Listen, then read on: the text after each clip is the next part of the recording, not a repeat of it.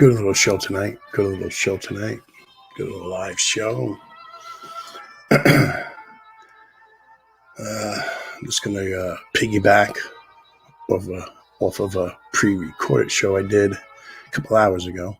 So it's up on my YouTube page. So if you're new to the show, first time tuning in, welcome to Patriot Nation TV. Hit like, hit subscribe, hit the notification bell, ding ding.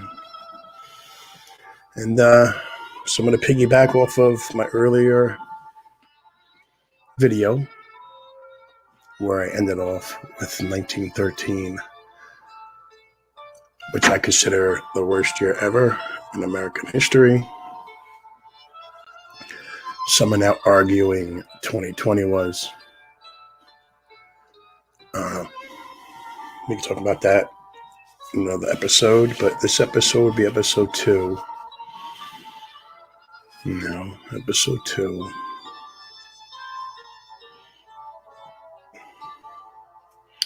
Episode 2 of setting the record straight on the liberal fascism.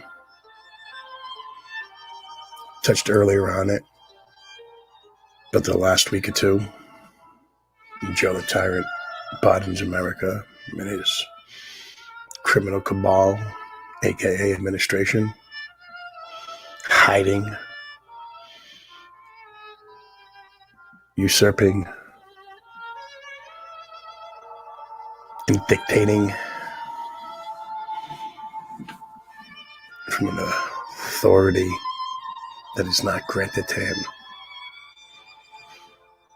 I mean, in reality of it, might be controversial, might not be politically correct. But what I'm seeing is an imbecile. We have an imbecile. Imbecile. That's what we have. Representing the free world. So we're going to go talk about 1913. Piggyback. The worst year ever. 2020 is not the worst year ever. We will debate that in future shows. So 1913. Why do I consider it the worst year ever in American history? 4 simple reasons. Real simple, folks. Simplifying the complex. We are where we are today because of 1913. What happened in 1913?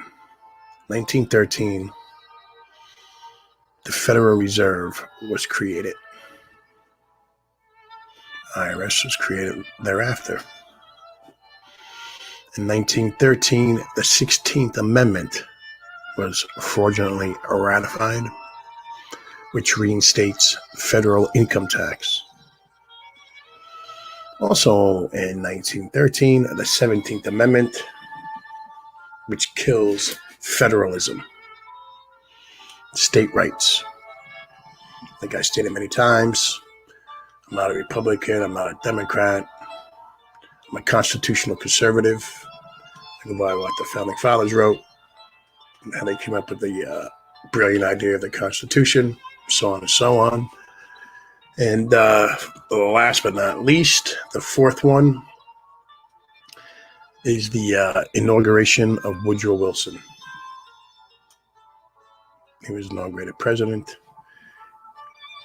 Then he opened the floodgates for legal plunder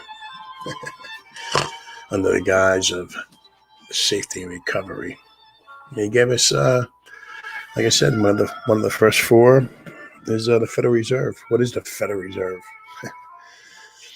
The Board of Governors of the Federal Reserve System, stealing America's wealth since 1913. That's what I say it is. The Federal Reserve System is not federal. It has no reserves, and it is not a system at all, but rather a criminal syndicate. It really is.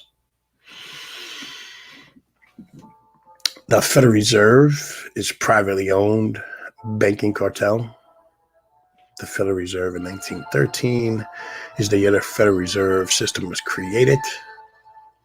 1913 is the year Americans began paying income tax. The Federal Reserve gave trillions in secret bailout loans to big Wall Street banks and to foreign-owned banks for decades. The Federal Reserve is not accountable to the government or the people, me and you, not accountable to any of us. The Fed has zero transparency. The Federal Reserve is designed to create perpetual debt.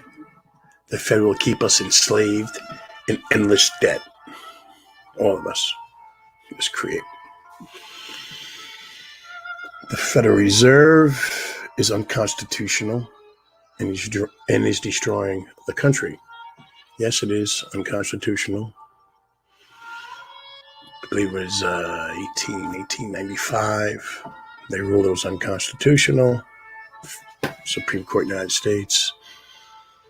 Then they came up with the 16th Amendment, so on and so on. I'll explain that a little bit later. So the Federal Reserve, what is the Federal Reserve? If you don't understand how it works, start with rule number 11 in the Monopoly board game. Rule number 11 in the Monopoly board game. That will explain in layman terms the Federal Reserve. So what is rule number 11 in the board game of Monopoly? Okay, here we go. The Monopoly, rule number 11. What if the bank runs out of money? What if the bank runs out of money? Some players think, taxpayers, think the bank is bankrupt if it runs out of money. The bank never goes bankrupt. To continue playing, use slips of paper to keep track of each player's banking transactions until the bank has enough paper money to operate again. The banker may also issue new money on slips of ordinary paper. That's how the Federal Reserve is run. We were forewarned of it from senators like Charles Lindbergh, who said, and I'm quoting, paraphrasing, under the Federal Reserve Act, panics, recessions, depressions are scientifically created. The present panic is the first scientifically created one. We had like a panic in like 1915 or 15. It's probably into World War I. It was scientifically created. And it worked out well. It worked out as they figured. A mathematical equation. Looking for a mathematical equation. Which brings us John Maynard Keynes, Keynesian economics. Another buffoon. The risk of thinking like a Keynesian. Many risks. So just give you a quick rundown of the theory of Keynesian economics. The author, the architect, director, CEO, whatever you want to call it, of Keynesian economics, Keynesian theory is John Maynard Keynes, born in 1883, passed away in 1946. His idea and his ideas fundamentally changed economic theory and practice. Keynes's arguments were foolish. It serves in the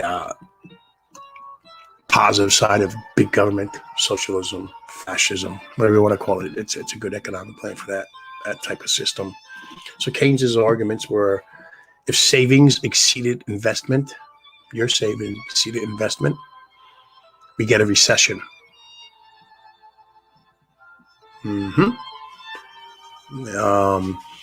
He also believes that aggregate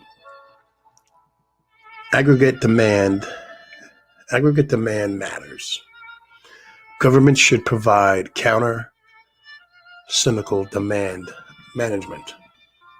Government should intervene if inflation rises too much.